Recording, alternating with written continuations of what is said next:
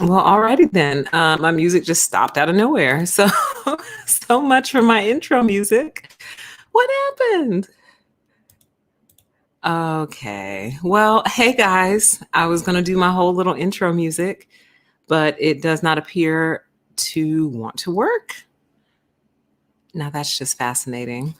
Well, bump it. Hi, everybody. How's everyone doing? Just pretend you heard our intro music. I do that to give people a little bit of time to get here, but we're here. Hi, everyone. How's it going? Welcome to A Deeper PTE. Today is Sunday, January 24th, 2021, and boy, have I got a show for you. So I always like to kind of tell you guys where this stuff comes from. And this video that we're getting ready to watch was in a playlist that I call Finish Later. So I have a Watch Later playlist and a Finish Later playlist. My Finish Later playlist is for those videos that I don't feel like watching right now, but I do want to watch eventually. So this one has been on there for a while. And as you shall see, the title of it is the reason I put it on there, but I just watched it today and I went, oh my God. Oh my God. So that's kind of the setup for this. This is a video that's been on a playlist of mine for a while. So let me go ahead and share my screen so you can see what video we're talking about. So this is the video. The title of it is Why I Am a Christian, David Wood, Former Atheist Conversion Testimony, right? So far, so good. You're like, okay. And I remember why I put it on my playlist because I was like, okay, I want to hear what caused somebody to convert from being an atheist to a Christian. I thought that would be interesting, right? Y'all, I was nowhere near prepared for what I was about to hear. So before you click off the video, come here, come back.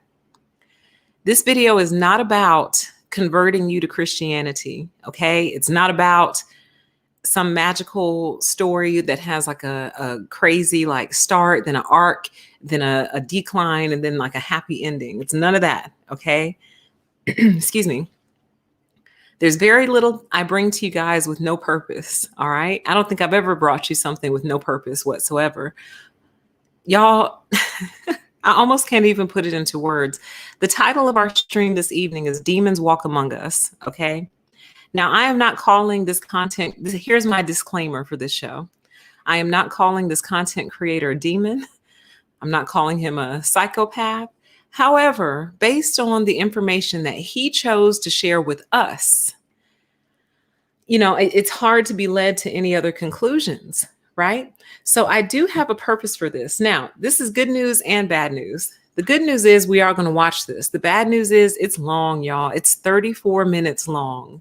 Okay. Now, why would I do that? Right? That's like one of the big no-nos in content creation. The only reason I would share a video with you that's this long is because I need you to see it all. That's why. Now, it's going to start off pretty much with the whole reason that I'm sharing this live stream with you. But if I were to cut the video after 5 minutes, it would lose the rest of the context because some of the questions you might have would be, well, did he change? Did he ever change his mind? Like, what's his new approach? So part of the reason I'm showing you this whole video is to show you that it never like circles back. Y'all, it's so deep. So here's what we're going to do. I apologize in advance, but yes, we are going to watch this whole video together because you got to see the whole thing. You have to hear it from the horse's mouth. We are going to do a debrief afterwards because I have quite a few things that I want to respond to. Another bit of a warning, there is like what he says is like very graphic and in my opinion deserves like a sensitivity warning. Okay. So there is sensitivity with violence. There is some sensitivity around animals. Okay. So I say all this because I like for you guys to be fairly warned. Also, for anyone wondering why I may not have done this on my main channel, a video like this will get you demonetized for sure and might even earn yourself a copyright strike because we are going to watch the whole entire thing. But some things can't be presented in any other way. unfortunately. So that's how we're going to do this one. Now, good news for those of you listening to the playback, you will have the option of speeding the video up. And if anyone doesn't know how to do that, what you do is you come to your settings wheel right here. And where it says playback speed, right now we're going to play it back normal. I was going to speed it up, but I felt like it would lose the impact. But when you go to watch this on playback, you can speed it up all the way to 2, and they'll sound like little birds, but it will go faster, okay? So buckle in. This is going to be a long show, but I promise you I would not show this to you if I didn't feel like you needed to see the whole entire thing, okay? So I'm going to go ahead and start it. Also, there are no closed captions, unfortunately. So you'll have to just listen. But remember, you can pause a live stream and you can also rewind a live stream, okay? So I'm not going to speak at all. I'm not going to pause the video. I'm going to go ahead and play it. And what I'll try to do as it's playing is capture some of the quotes that he says, and I'll put those in the chat so we can talk about them afterwards, okay? Buckle in, you guys. I wasn't ready. I don't think you'll be ready either. All right, here we go.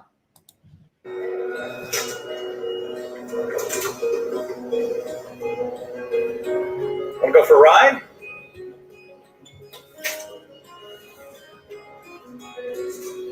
Imagine an underground world made of concrete and steel, stairways and tunnels, just enough light to see the signs on the walls. Suppose there were people who lived down here all their lives and were never allowed to visit the surface, and that these people were told from the time they were born that this world is all that exists. Wouldn't they believe what they're told to believe? Wouldn't they try to live like it's true? Suddenly a madman stumbles down the stairs and says to the people living here, "Don't you realize that you're underground? Don't you know that there's an amazing world right up those stairs, and that a tomb, no matter how spacious, is still a tomb?" But the people laugh at the man. They say, "We understand our world just fine without all your rambling about another. Go back to your flying spaghetti world, fool. We're the enlightened ones down here." And in rejecting the world above, you sink a little deeper into the world below.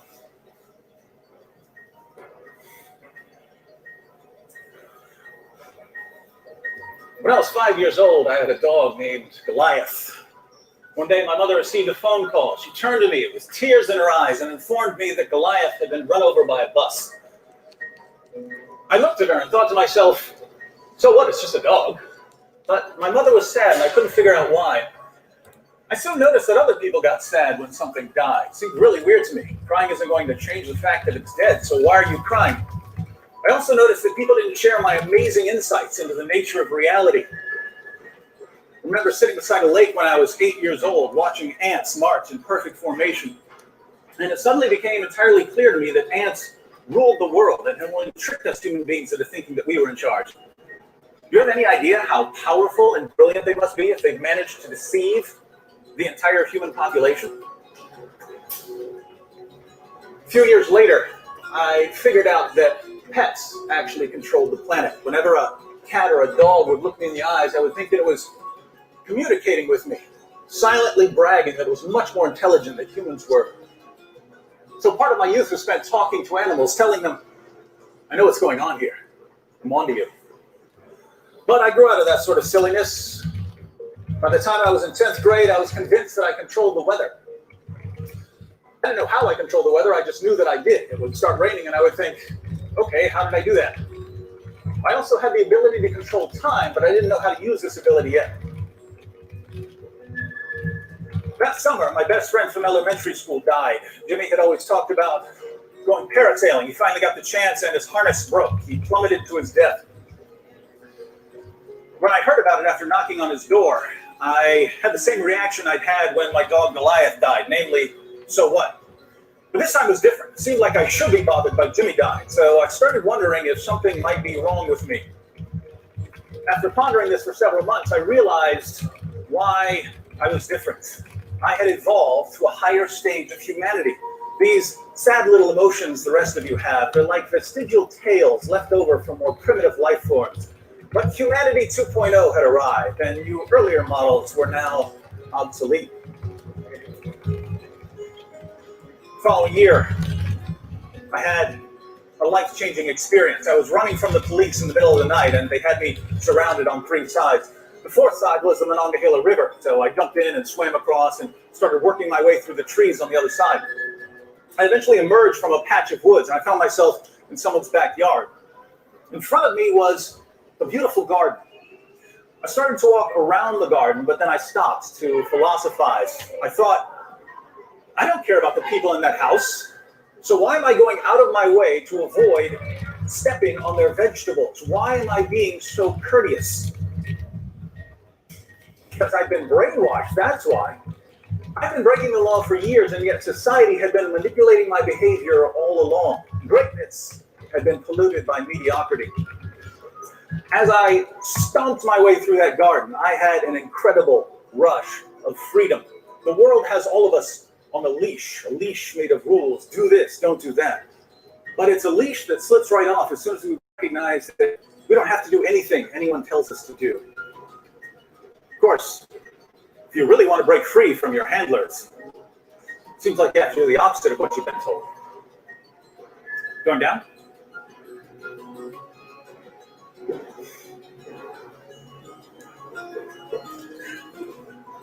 Started studying bomb building when I was 18. Nothing fancy yet. I got a copy of the Anarchist Cookbook. I learned to make pipe bombs. I learned to put together a homemade grenade launcher. I bought a book on disguises so I wouldn't be recognized. But it all felt a bit amateurish. So I decided to become a chemistry major in college where I could learn to build something a little more sophisticated. But my plans of becoming a bomber had to be put on hold because there are more important things in life. Anyone can blow up a bunch of random people. You don't know them. If you're sick of life dangling at the end of society's puppet strings, the killing has to start much closer to home. Okay. My dad was the only relative I had within a few hundred miles, so he obviously needed to die, and I had a ball-peen hammer that would do the trick. Interestingly, some of my amazing insights into the nature of reality actually slowed me down. My dad was sitting beside me on the couch, and I was about to beat him to death. I had the hammer under a cushion. But I suddenly realized that he was reading my mind. And not just him, everyone in the world was reading my mind. I was part of an experiment, and billions of people were in on it. They were all waiting to see what I would do. And as soon as I attacked my dad, the walls would rise up, the observers would rush in, and the experiment would be over. Since my dad is reading my mind, I'm channeling my thoughts to him as we sit there.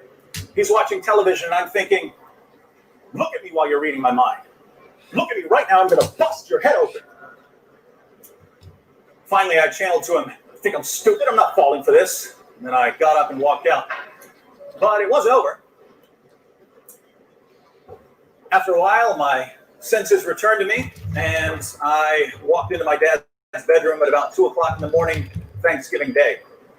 Stood over him with the hammer, and I tried to think of one wrong thing he'd ever done to me. Nothing came to mind. So I drew back my arm and came down on him with all 230 pounds. I didn't know how fast blood could come out of someone's head. Kept hitting him until I was sure he was dead. Then I walked outside and drove away. There was no rush of freedom this time. I didn't feel anything anymore.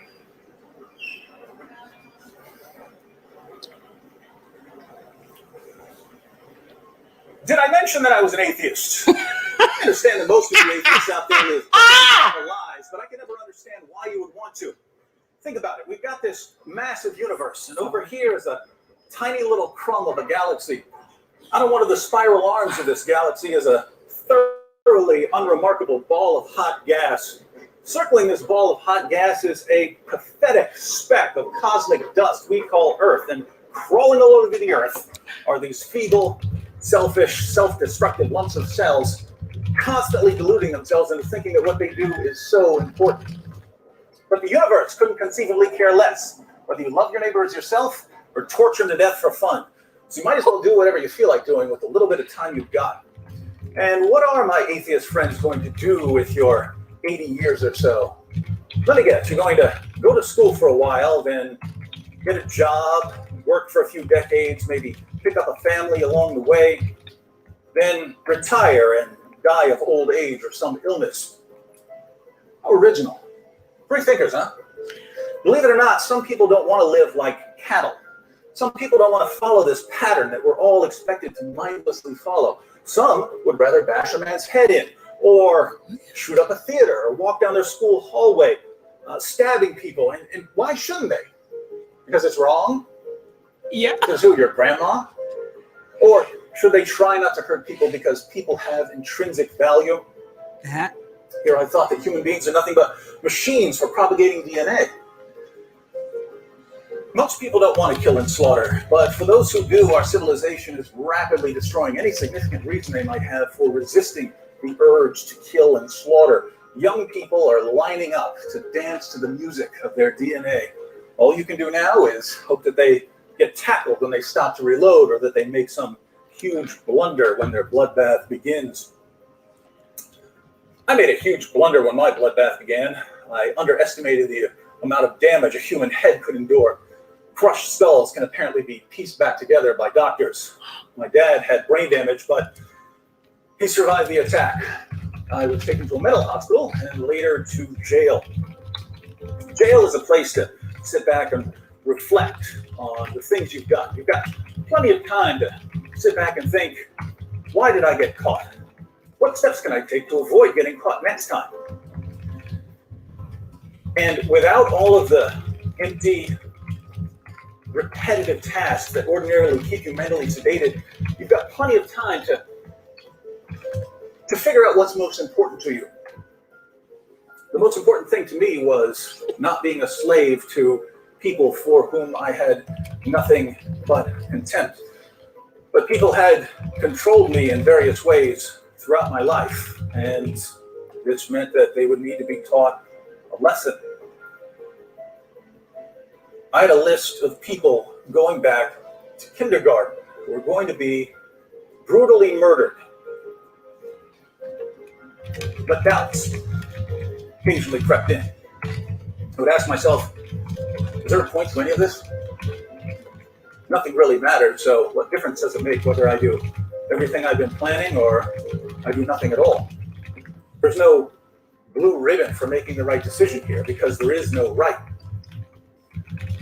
But when I would start to think that life off the leash was just as meaningless as life on the leash, I'd start to lose my mind. I was able to hold things together to some extent, mentally, because I had something to do. But if what I had to do was pointless, then holding things together was pointless. I was at an edge, and there's nowhere to go but over it.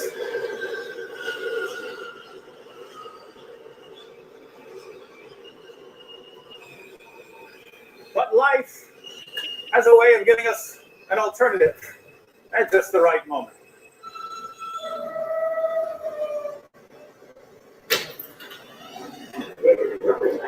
When a man's an empty kettle, he should be on his mettle. Yet I'm torn apart with the closing doors, please. Just because I'm presuming that I could be kind of human if I only had a heart.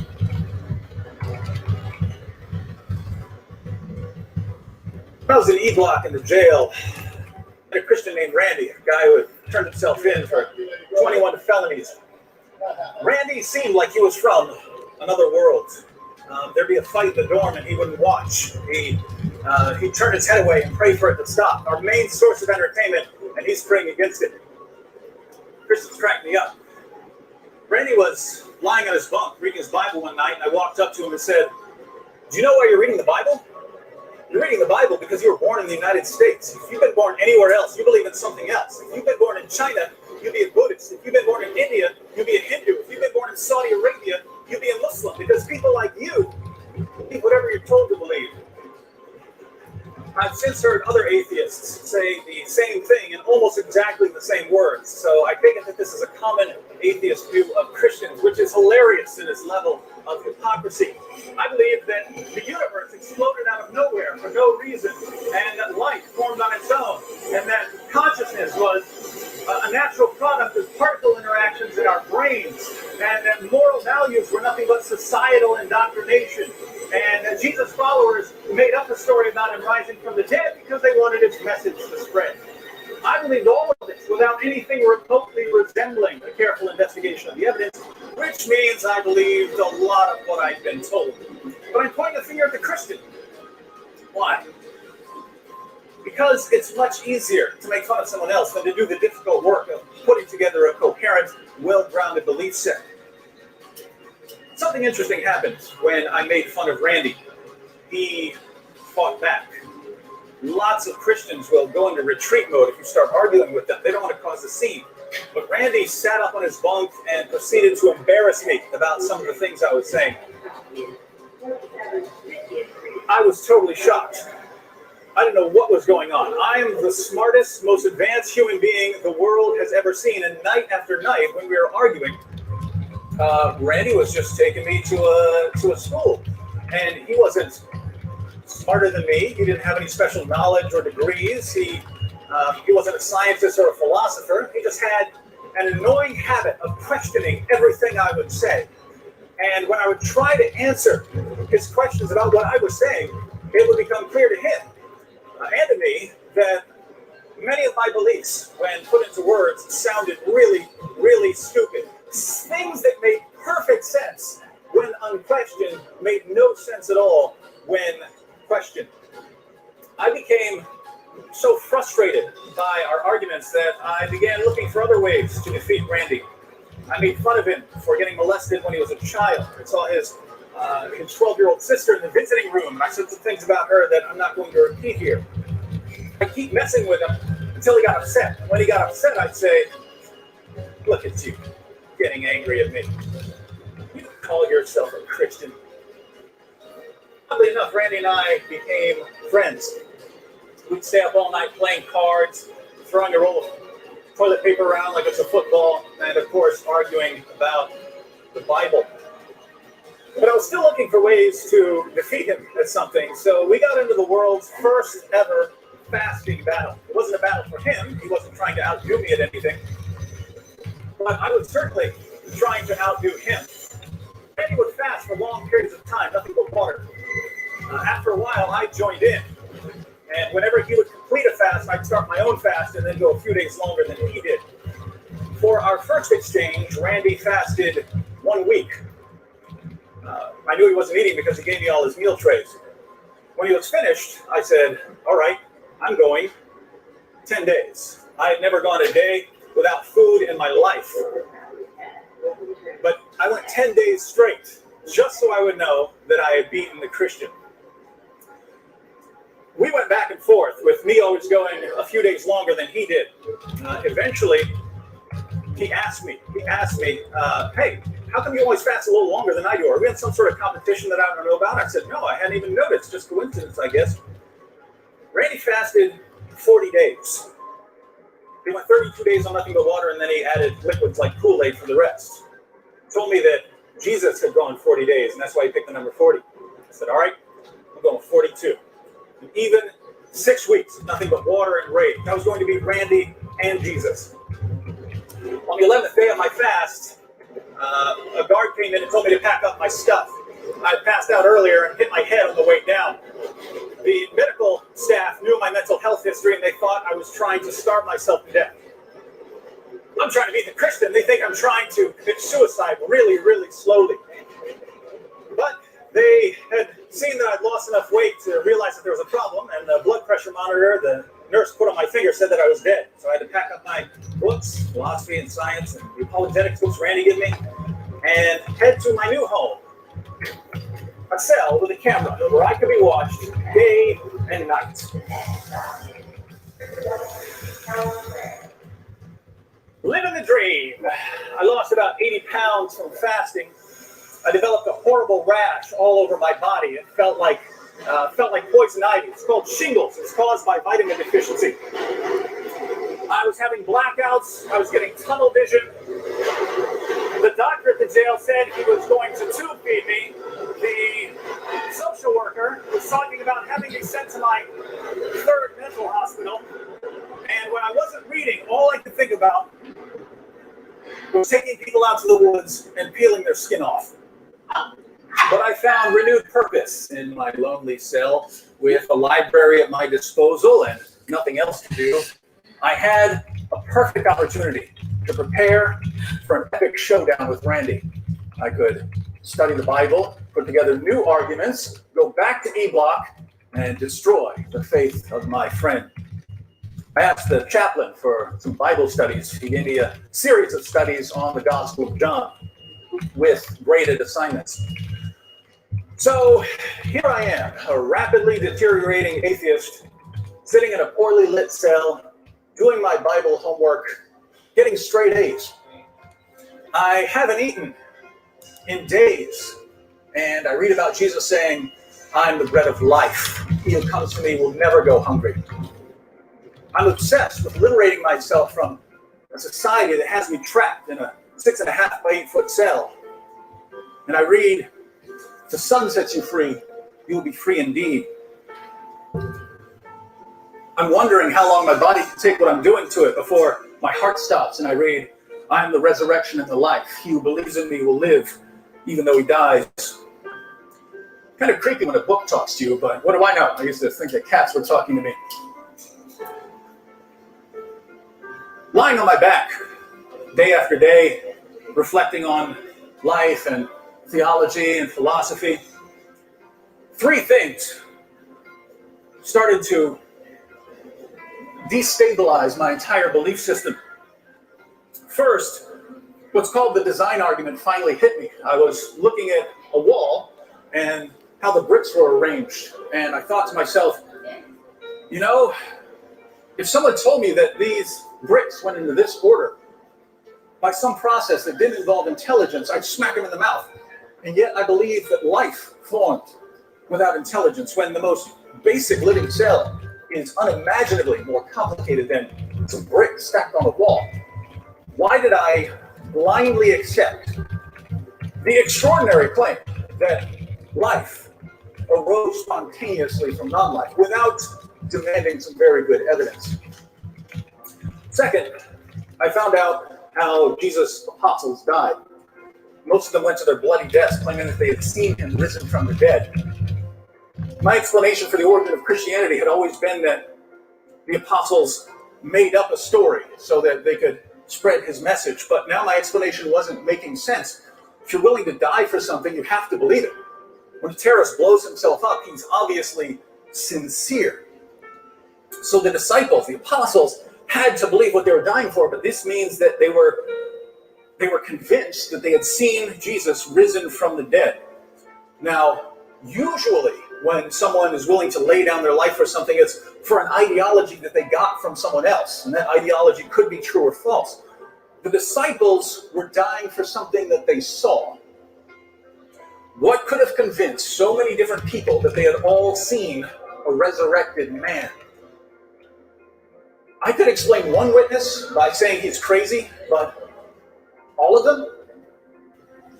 Something was going on here, and I had to figure it out, but I couldn't come up with any explanation for why they had that level of confidence other than they actually saw him.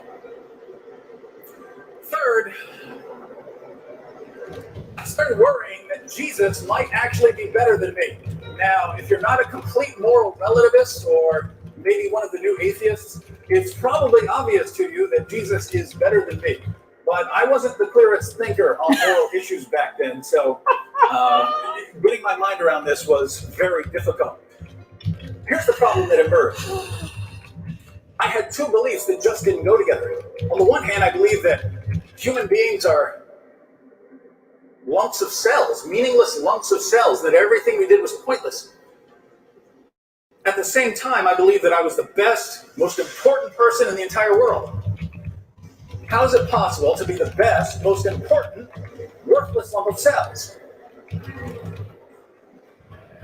If there were to be some sort of best person, that would require something like, a standard of good, and that would require something like God, and then someone like Jesus would be better than me. So my beliefs were breaking down at the foundational level. And once the foundations start crumbling, everything starts coming down. I went from believing that I was the best person in the world to thinking that I was the worst person in the world. And in a moment of clarity, it all just hit me, thinking, I'm a guy who once choked my friend until bloody foam came out of his mouth. I hit him with a shovel because he disagreed with me. I don't even remember what it was about. I used to watch my mom's boyfriend beat her, and I wouldn't lift a finger to help her. Not because I was scared. I was 200 pounds and I had a gun. I could have stopped it at any time. I just didn't care. And I was proud of the fact that I didn't care. I thought about what I'd done to my family, what I was doing to myself. They brought me food every single day, and I was starving to death because I wouldn't eat it. There were other starving people in the world, but at least they could think straight. I sat there thinking about torturing people. My skin was turning yellow. I was scratching myself bloody. What sense did it make to think that I'm the best at anything? Yeah, well, got a point. When I was thinking about that situation, I just thought, it feels like I've just been stomped relentlessly into the ground. And when I thought that, I started comparing it with a little hospital stay about 1.5 years earlier. I got into a fight with 7 guys. I'm not saying that to be tough. They won that one. I got one of them. He hit me with a gun, and I hit him with these guns. And then his 6 friends got on me and got me on the ground, and then took turns soccer kicking me in the head. But I was comparing that to the situation I was in. I was thinking, I was okay the next day. I had scratches on my neck. I was dizzy walking around. I had my arm in a sling, but I was okay.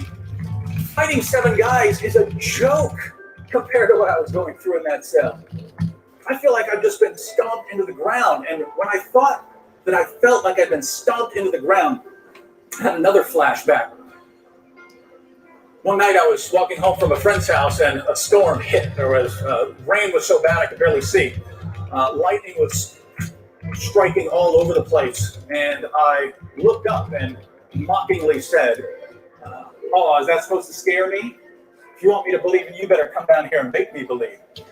I wasn't serious, but given my circumstances in the jail, I had to start wondering if God had taken it seriously. That normally wouldn't have been an option. I didn't think like that. But since my entire worldview was crumbling, I wasn't in a position to dismiss alternatives. But there's a problem. If there was a God involved in all of this, if right and wrong weren't merely useful fictions, I was in all kinds of trouble. Not just for what I had done, but for what I was. How is the worst person in the world going to ever do the right thing? There's no magic switch that I can flip and, now I care about other people. How was I going to do anything right? And then it hit me that there are 2 possibilities. Either I'm violent and selfish and uncaring, and that's just the way things are, or there's someone who can help people like me.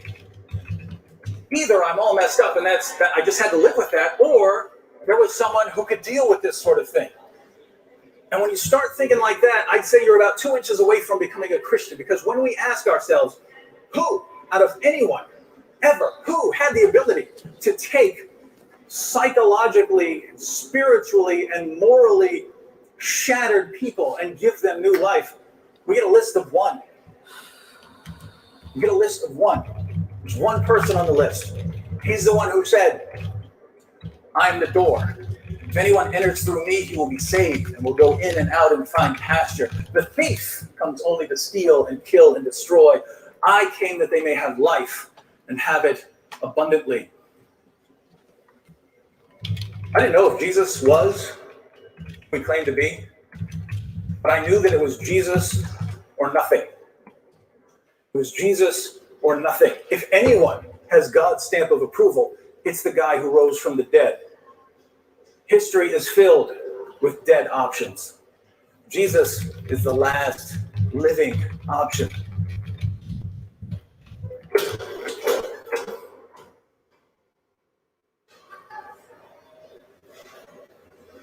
So I bowed down on my bunk, not sure of much of anything.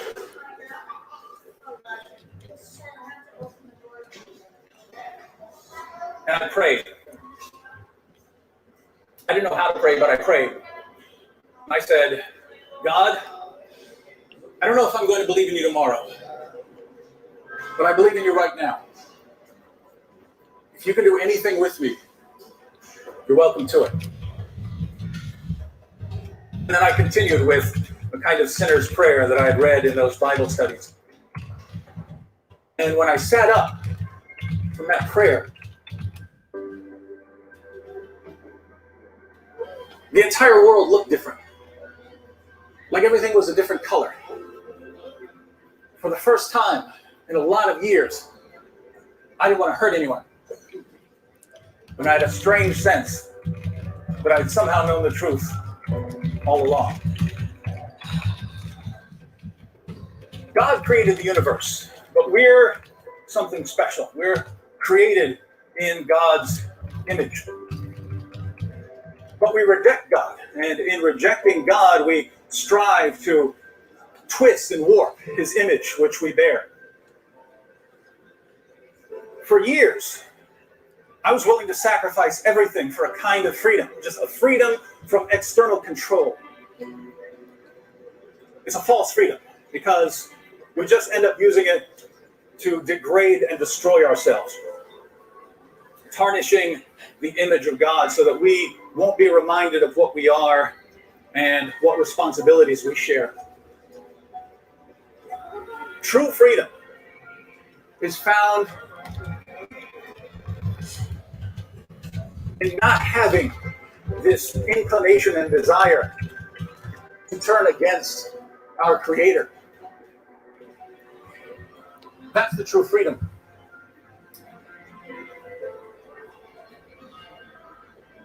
After I prayed, I felt like I'd been fighting.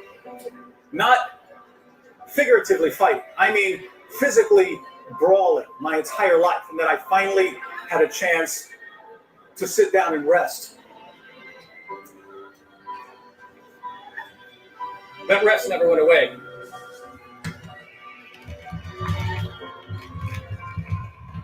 As C.S. Lewis put it,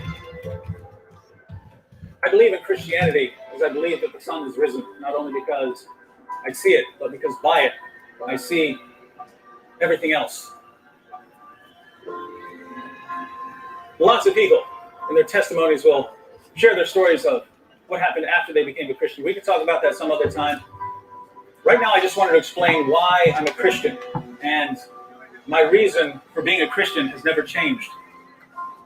I stand on the words of the one who rose from the dead because there is no other place to stand.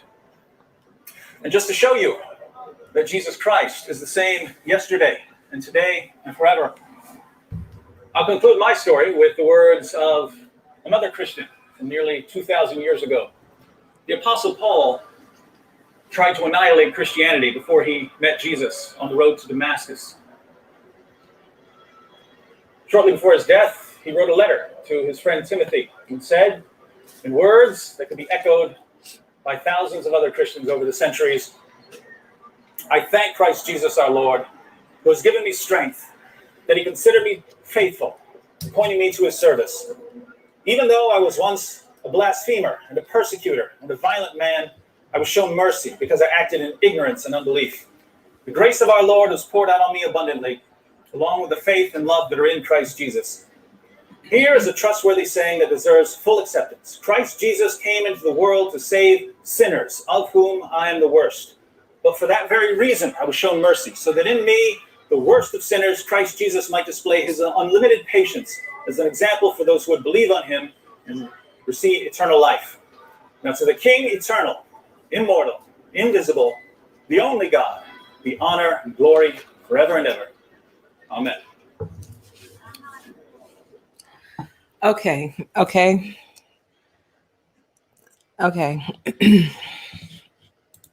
All right. Okay. All right.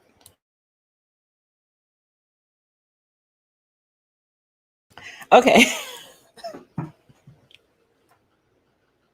First of all, y'all are so out of control. I was over here. I know y'all heard me laughing, but the laughter you didn't hear is what was also going on. Now, I just want to say, I'm not laughing at anyone's testimony. Y'all know that. Y'all know me by now. Most of you who are here in the chat, you know me by now. You know I have a purpose behind all of this, okay? And you also know why I'm laughing, okay? So first of all, I know that was very, very long. Thank you for sitting through that with me, but hopefully you guys saw why I needed to share the whole thing with you and not just like clips. I really needed you to see that whole thing. I will link this in the chat for you, or excuse me, in the description box once the show is over so you can go rewatch yourself. Man, there is so much going on in that video. So I grabbed, I think the Banshee did come out a little bit, ATM Miles.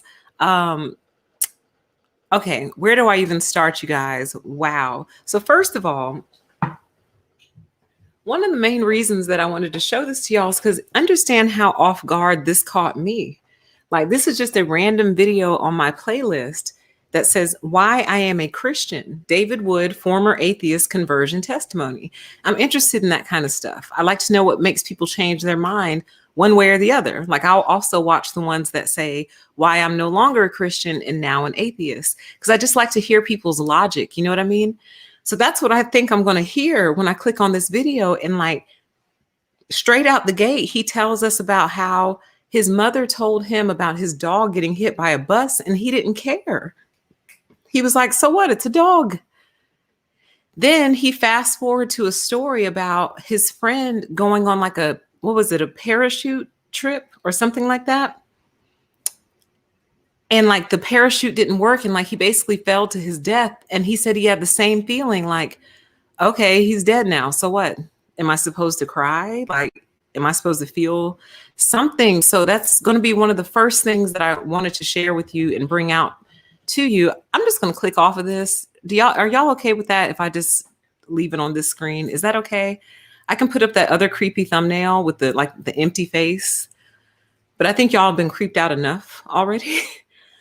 Just let me know. But so that's one of the first reasons I wanted to bring this video to you. He claims he's converted. Honey, I don't know if Jesus can fix that. You know what I mean? Now, don't get me wrong. I'm not a blasphemer, y'all. I'm really not. And I'm really actually not disrespectful to the scripture. I'm just being honest. Like, I don't know if that's what Jesus was designed for, or maybe he was. I don't know. Listen, all I'm saying is, like, that's a certain emptiness that I don't know can be fixed just by a sudden revelation of God. Like, your mother comes to you and tells you your friend, your dog got hit by a bus, and you're like, okay, then what's for dinner? Like, y'all, that's scary. That's y'all are all like, that's fine. Yeah, that's fine. Like, that's, oh, I'm sorry. You're talking about the thumbnail. Okay. I thought y'all were responding to, hey, Ma, the dog got hit by a bus. Yeah, that's fine. No, I'll leave it then. But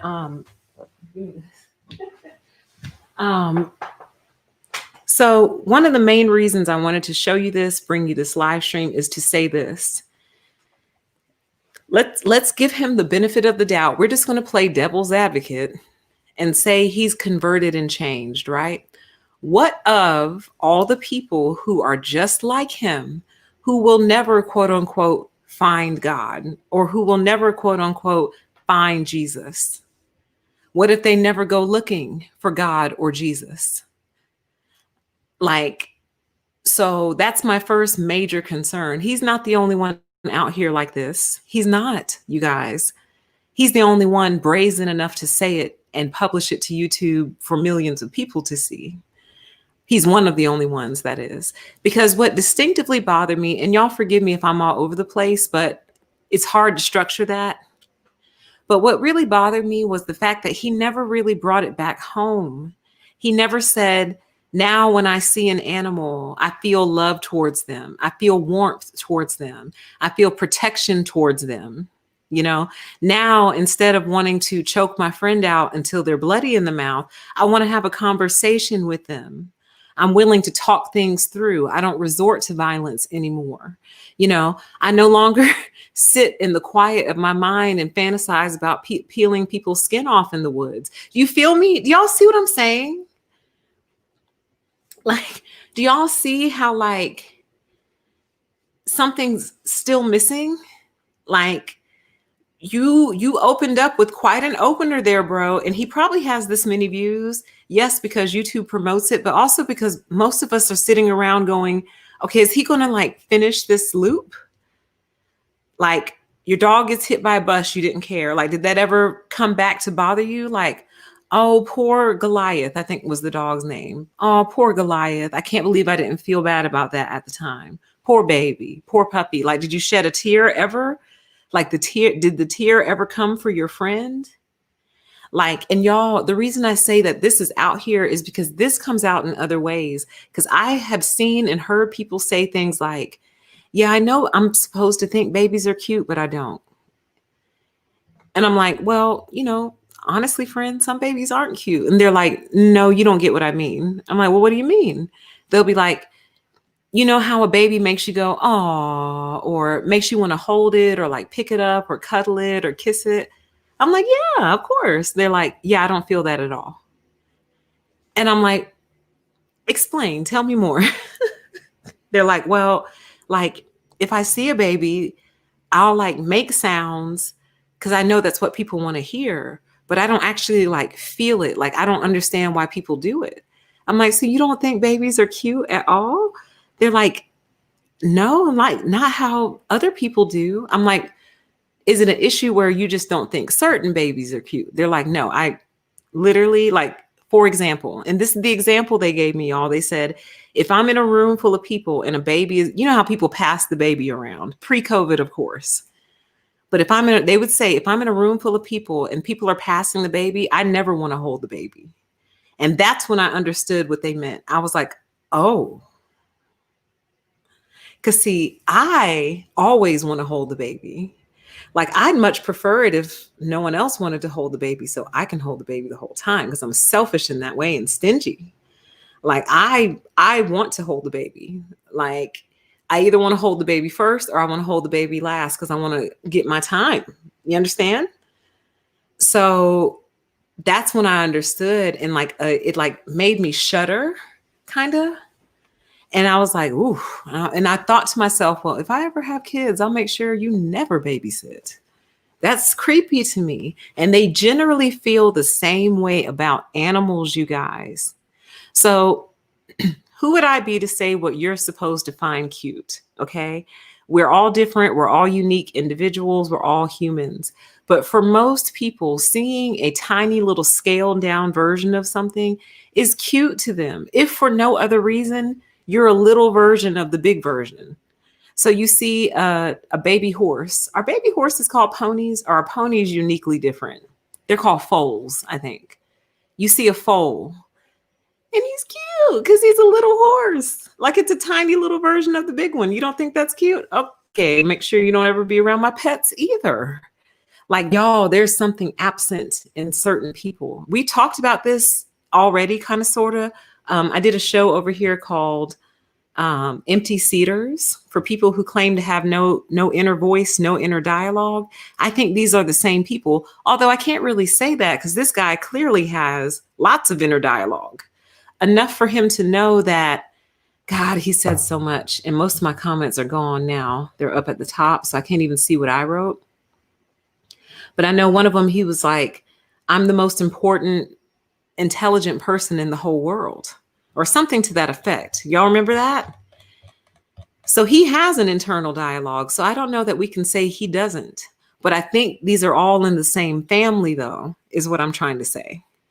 So anyway, so that was the first major thing I wanted to bring out, that total absence of empathy, shock, horror, not even a sense of horror, like, I can understand if maybe sadness was not the first thought he had, but not even horror.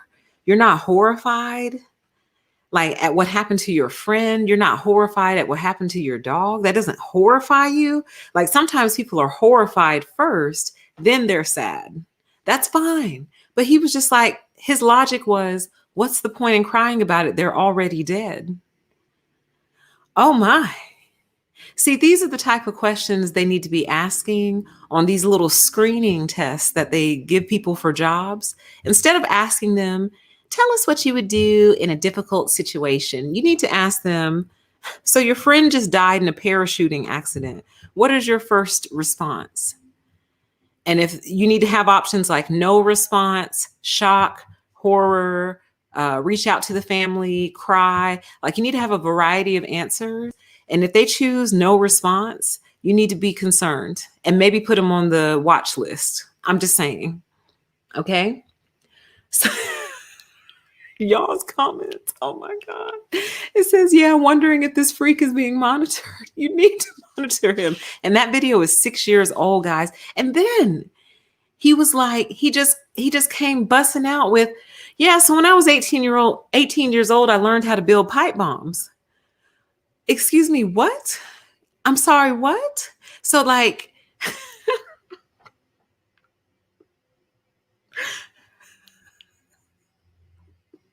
that's why I'm laughing. For anyone who doesn't know me already, this is where I'm finding the humor. It's kind of like, wait. Excuse me. Can you back up? So wait, your dog got hit by a bus. You felt nothing. Your friend died in a parachuting accident. You felt nothing. And then at age 18, you taught yourself how to build bombs. And you are walking around in a New York City subway station free as a bird. Why is that? At what point do we go ahead and just call it ahead of time? You know what I mean? Why do we always have to wait until something happens to do something about a thing? Can't we ever take preventative measures?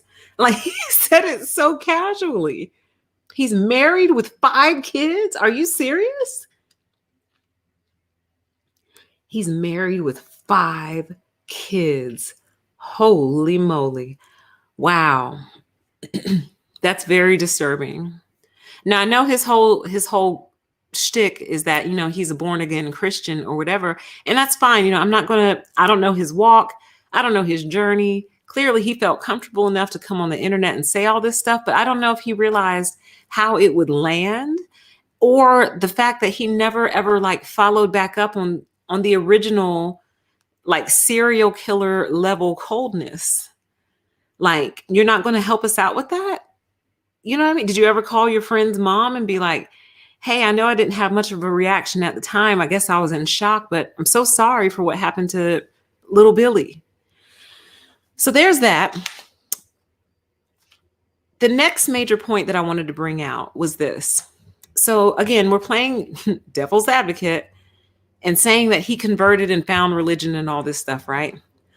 Well, it sounds to me like he was on like a 20-year run before all this happened. He didn't quite give the dates, but it seemed to me like quite a bit of time passed between when his dog got hit by a bus, him learning to build bombs, spending some time in E-Block, and now.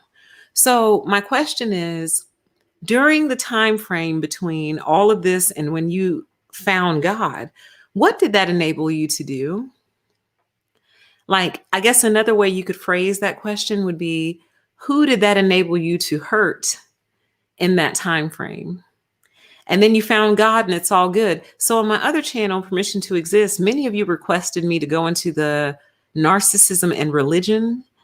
And I think this would be a really good, at least starter video for that, because what I'm bothered by is it almost seems to me, and this is what a lot of people who are actually against Christianity say, is just the simple fact that you can be this person, this icy cold serial killer, and then just by simply accepting Christ, all of that is washed away. Like there's no atonement, there's no reconciliation, there's no repayment, it seems. There's no recount of the broken logic or there's no retelling of why it was a bad path. Like, do you understand why those were bad things? Or do you just now go, yeah, those were bad, but now I'm good? Like, do you understand why they were bad? Are you able to articulate why that was a bad thing to be? And see, I don't think they can, y'all. I think they think it's bad only because other people think it's bad. Remember, in the beginning, he said he considered himself to be an evolved human. So he considered himself to be like an advanced human. So anyone who felt emotions, you're primitive to him, and probably still are. I would put all my money, and it ain't much, but I would put the little bit the little bit of money that I have on him still believing that people who feel emotions are primitive. And doesn't that play into when you hear narcissists and other wicked people say things like, well, what is it? What do they say all the time? Fuck your feelings. Your feelings ain't facts. Is that because you think you might be some sort of advanced super cyborg human and only subhumans and primitive humans feel things and cry? Yeah, they're humans 2.0. So only subhumans feel. Oh God, this is so deep, man. Forgive me, I just have to go here really quick. So only subhumans feel. So then that means that enables us, humans 2.0, to do and design things that definitely hurt people, but we don't care that you're hurt because being hurt is a primitive state of humanity. Rise above your hurt and come join us. We don't feel anything. And as a result, we're able to commit all kinds of atrocities on you, on each other, on ourselves, because we're the advanced humans. We're the bots. You see?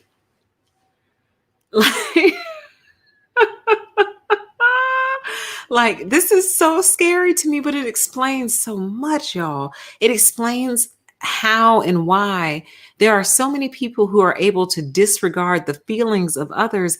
It's because not only do they think they're not real, they also consider them subhuman. So they kind of look down on you for having feelings because humans 2.0 don't have feelings. We're all fact-based logic machines like computers. God, what did that kid say on the other stream we did? What did he say? He said, my mind is like a computer. I forgot how he phrased it. What stream was that on PTE? Oh, it was the narcissism and alleged autism connection. That was what the stream was, where he was basically saying his mind is like a computer and that he has to practice remembering that other people are real and have feelings and have their own thing going on. So I bet you a video like this would really resonate with him, maybe not on the religion aspect, but it would resonate from the sense that, why are you crying? God, that's such a primitive trait. Can't you rise above like pain and hurt feelings? Like, what are feelings anyway? Do you see? And then when you feel that way, it enables you to do things like choke your friend out till he's bloody at the mouth. Or what did he say he did to his dad? He hit his dad in the head with what, a shovel or something? Like, wow. Okay. Wow. Why are you free? Why is this guy free? Did anyone see that? How he manages to walk around free? Like, I think you've got some serious red flags that Jesus shouldn't be a sufficient enough excuse to have you walking around free, honey. Like, it's a hammer. He hit him with a hammer. Right. And then when he's sitting alone, he got 10 years. That's it. See, this is the problem, you guys. Like, he doesn't sound cured to me. Like, I appreciate the fact that he was so honest because we need to know that this is out there. But at the same time, he doesn't sound cured to me. He sounds like he still could very easily slip into being that person. I mean, that's who he was basically his whole life. Then he found Jesus. And the only reason, now I wonder if you all caught this. The only reason he accepts Jesus is because he believes Jesus rose from the dead. And if Jesus rose from the dead, that makes him a more superior being than he is. So he's only bowing to and worshiping Jesus because he believes Jesus to be a more superior being than him. So then to me, that is not a sign that you have been cured. That is a sign that you just bow to hierarchy like a dog. You just bow to the alpha. And when you don't see an alpha, you make yourself the alpha. And you remain the alpha until you meet an alpha higher than you, and then you will bow to that alpha. So in his mind, if Jesus died and then came back to life and ascended into heaven, well, then you must be a supreme being, and therefore I worship you. And I don't think that's why we're supposed to worship Jesus. I don't quite think that that's actually the reason. It's like, it's basically just like you, it's hard to explain. He only worships Jesus because he's in awe of him. That's it. But for no other reason, it seems, because I don't think Jesus would want you to sit in a corner fantasizing about peeling people's skin off in the woods. You see what I mean? I don't think that's what Jesus would want for you. I don't think that's your highest and best good. So we talked about the emptiness, the overall cold, flat, dead, totally no empathy situation. We talked about what did that enable you to do prior to your conversion. Okay. And how many other people are like this, and how many other people will never experience a conversion, and how many so-called like cluster B sociopaths convert to religion and are only converting for that very same reason, because they're like, well, if you rose from the dead, you must be better than me. So I'm going to worship you because clearly you're a supreme and superior being. And that's literally the only reason. Okay. That's troubling, because that means until then, who will you be until then? What if you don't find Jesus until you're like 70 or 80? Who does that enable you to be until then? So let's move on. Let's talk a little bit about this grandiosity and grandiose narcissism that was displayed. So I wish I had just written them all down before I did the show, but understand that when things are shocking to me, I don't always have time to get organized like that. But what did he say specifically? At one point, he said that he believes he's the most intelligent, like supreme being in the entire world. Do y'all remember that part? And when he met Randy from E-Block, now Randy reminded me of all of us dealing with a narcissist, right? Because he said Randy was the only one who would actually push back on him and fight back. Now, what did that trigger in him? The same thing we talked about before. It made him want to beat Randy in some way. So remember, he started talking about how competitive he was and how he was determined to beat the Christian, right? I have to beat the Christian, have to beat the Christian. He said that he would make fun of him for getting improperly handled as a child. I have to say it that way. Y'all know that, which is really low. Like that's a low blow.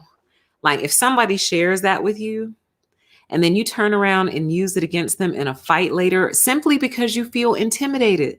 They haven't done anything to you but make you feel intimidated by who they are and what they know and their intelligence or whatever. So they dig in their bag to find anything they can use against you to break you down and hurt your feelings and get you to snap back. And then when Randy would snap back at him, he'd mock him and say, well, that's not very Christian-like. Y'all, oh my God. Like, I feel like I could do like 10 videos off of this video. Like, is that not what narcissists do? They feel threatened by something, usually something innocuous or something that you have no control over. Then instead of them dealing with their own self-esteem issues and psychological issues, they just try to one-up you. And then if they can't one-up you, they resort to insults, belittling you, degrading you, until they finally find something that makes you snap. And then when you snap, that's when they go into victim mode and they're like, oh, that's not very Christian. Oh, that's not very kind of you. You see what I mean? Like, the comment says, He stopped murdering because he had consequences. He went to prison. Right. Right. What woman bred with that? Ladies, we got to do better. We got to look for these warning flags. And this is another reason I'm doing this video. It's for anyone dating, really. But I do feel like women are susceptible to this. A lot of women will meet a guy like this. He won't tell you all his war stories, but he might tell you one or two. And then he'll tell you how much he's changed and what a great guy he is. What I'm trying to reestablish in you is a sense of horror, like that silent scream. I want to reinstall your silent scream because I feel like society has worked very hard to take your silent scream away. Because as soon as he told me, if we were sitting across from each other at dinner and he said, yeah, I mean, I remember when I was a kid, my mom, I came home and she had tears all in her eyes. And I was like, what's wrong, Mom? And she was like, Goliath, I'm so sorry, honey. He got hit by a bus today. And I was like, okay. And she was like crying and I didn't understand why she was crying. And I was like, it's a dog. Ooh, y'all want to avoid this is just a sidebar.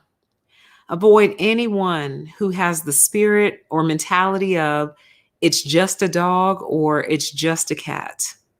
And yes, there are other pets, but what I'm trying to explain to you is that anyone who takes that approach outright and allows it to escape their lips and let you hear it, that is a major red flag, you guys. It's just a dog or it's just a cat, because that can turn into anything. That could turn into, hey, hun, I got to go out of town for work for the weekend, watch the dogs, and then, oops, I forgot to feed them. Why are you so angry? They're just dogs. They're not people. Y'all don't get me started. Don't get me started. Okay. But anyway, if we were sitting across from each other at dinner and he hit me with, it's just a dog. And then we were actually still there long enough for him to tell me the parachute story. That would literally be the last time I would ever see that man. The last time. I don't care about his conversion story. I don't care that he's found God and Jesus. Good. Go on with God and Jesus and let them work with you and work it out. Because the simple fact that he wouldn't have the intelligence to not tell me that. Now that's going to be your true psychopath who has the intelligence to not tell you that so you don't freak out, because you're supposed to freak out when you hear that kind of stuff. So a true psycho will hide it from you and they're harder to detect. But when they're foolish enough to sit there and tell you and you continue to see that man, ladies, we have got to stop this because he has now passed these genetics on to 5 different people. So these genetics have now flowed out from him into 5 different new human beings. We've got to stop the cycle somewhere. It has to stop. He should not have one child. That might sound cold to some of you, but I'm being honest. Why do we like to pretend like this stuff is not genetic to some extent and can't be passed on and passed around? We pass around everything else. Like people have characteristics of relatives they've never even met before because maybe that relative passed away before they were born. You know what I mean? Or they just never met and the relative passed away and they act just like that relative. This stuff carries on. Some woman gave him 5 children. So this legacy, this psychotic, narcissistic legacy lives on. All right. Yes. Look at all those red flags. Yes. I want to show this. Like, this is what you need to be feeling inside. Okay. So what else did I want to say? We touched on the animal cruelty, the coldness. What does this enable and why is he free? And I think the last thing I wanted to say on this was the only thing that changed his mind or changed his course of action was finding Jesus. Now, to Christians and religious people alike, that's going to sound beautiful. They're going to be like, praise the Lord, he found Jesus, and he's no longer like a cold-hearted, like psychopath, right? But here's the way I look at that. It bothers me because it's like, if Jesus is the only thing that can fix that, that's not good, because a lot of people will never, ever go looking for Jesus. So what about them Like, or what about the ones who come in search of Jesus, try it out, don't like it, and then they continue on? Do you see what I mean? So if this is the only fix, and that's basically what he said, he basically said that this was the only thing that changed him. That's scary to me because what if he has a change of heart? Or what if some new information comes out 5 or 10 years from now that totally reshapes our view of religion and maybe throws away some of our old beliefs or theories? Then are you no longer not psycho because now you no longer believe in Jesus? Do you guys see my point? I don't think he's fixed either. And let's just, for the sake of curiosity, see what type of stuff he talks about on his channel. So this is his channel. Let's see. Let's just go to his videos and see.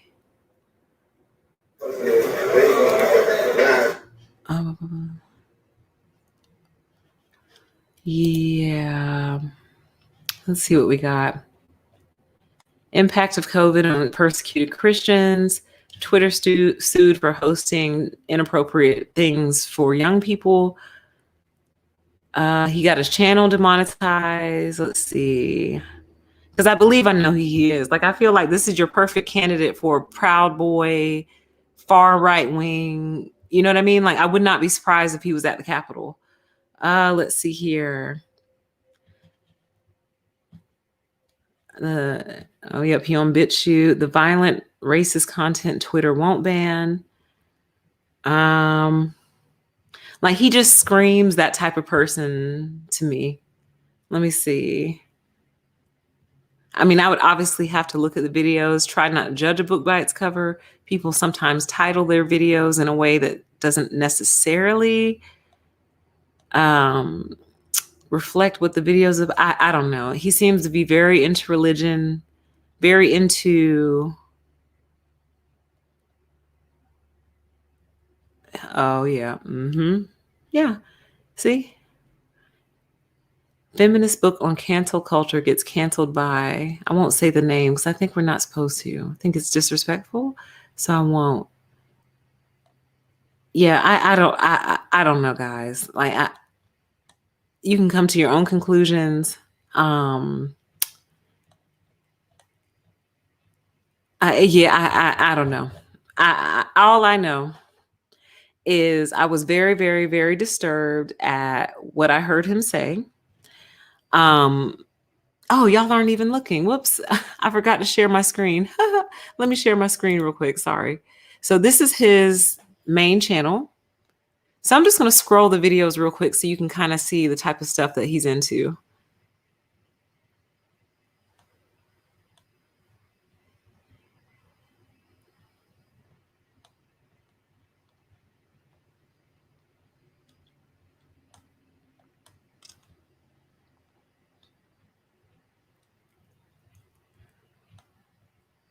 So yeah, so I don't know. I don't know that Jesus has really touched down in the heart just yet. He's very concerned with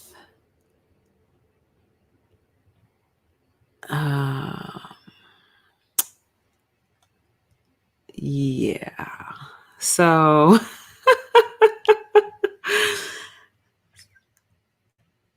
so yeah. So you guys see what he's kind of interested in, what he's on.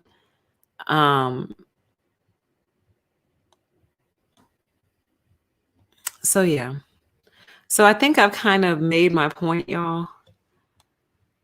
You can come to your own conclusions. I will link the original video for you in the description box once we wrap this live stream up. I'm not going to go through comments tonight. I'm just going to go ahead and let it upload, and I'm going to read your comments once it uploads. But just as a very high level summary, there are individuals amongst us who are not thinking and feeling in the same ways that you and I are.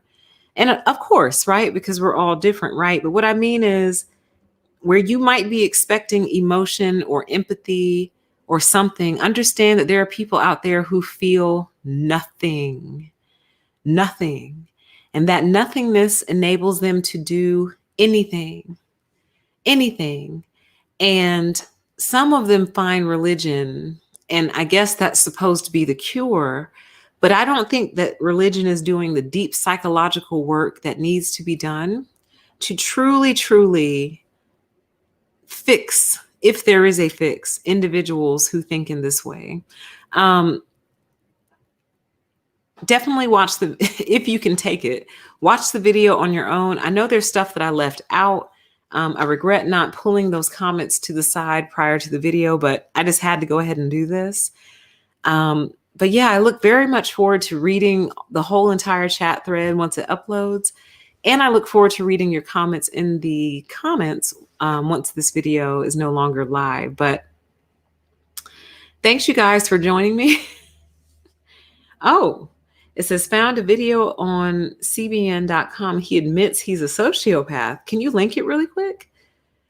I'll hang out 1 second. Susan, if you still have that pulled up, will you link that for us? It says, please do a video about Narc's eyebrow.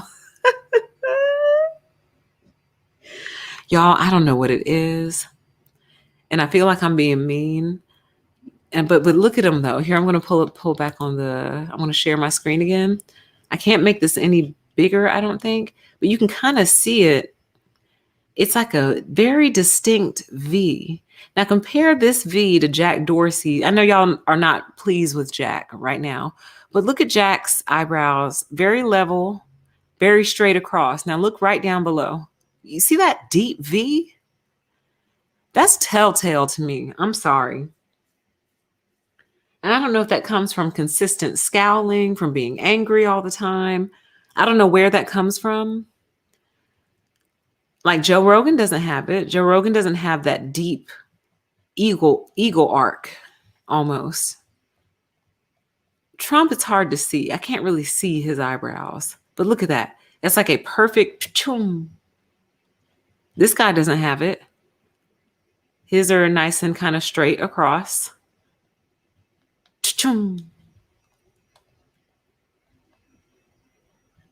Ch-chung. This guy doesn't have it. This guy doesn't have it. Ch-chung. So,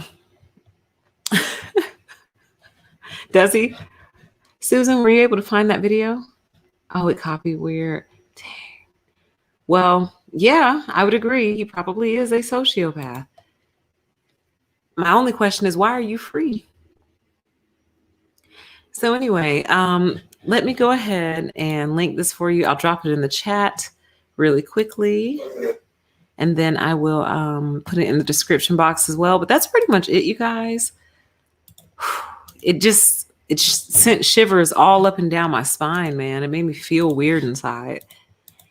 Mainly because he was just like, somebody said he was just so casual with it.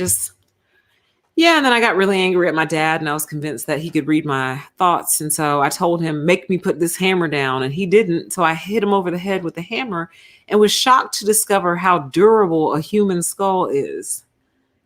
And that doctors can piece together skulls back together. Who knew?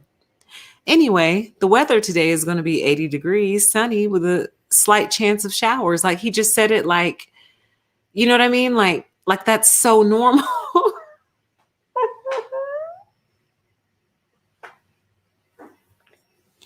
Like if you're going to say something like that, you're supposed to follow it up with, I now recognize how very abnormal having thoughts like that was and how very unhealthy thoughts like that were. Nope, he just kept on pushing with the story. Like, I'm like, dude, you're kind of leaving something out. Don't you feel like you're leaving out some like critical information? You don't feel that way? Nope. So that's what we're dealing with, y'all. Part of what I feel like my job and my duty is to make sure you guys know what we're dealing with at all times so you can be prepared, be aware, be ready. And like, see, that's what I mean. I'm trying to pull up my my music. I do want it to play us out at least. But that's what I mean when I say, like, how are you supposed to deal with that, like in the workplace? Like there's no training that you can take. There's no certificate that you can get to deal with a manager who, if you told them something happened to one of your pets, they would just go, so what? It's just a cat. Like one of my managers did. You know what I mean? Like that indicates a level of coldness that needs not to be in any power position ever over anybody. That's dangerous, in my opinion. But it is just my opinion. And, what do I know? But let me go ahead and get this queued up here and we'll play ourselves out. And I thank you all so much. Okay, yeah, it's on the right speakers. That's what I thought. Let's try again. Anyway, thanks for joining me, you guys. I will be active on this channel all week, so you can find me here again later on this week. We're going to get into the QAnon conspiracy theory in terms of some of the things that they believed and believe still as their world continues to crumble and fall apart around them. So we'll get into that. But thank you for joining me, and we'll talk again very soon, okay? Bye.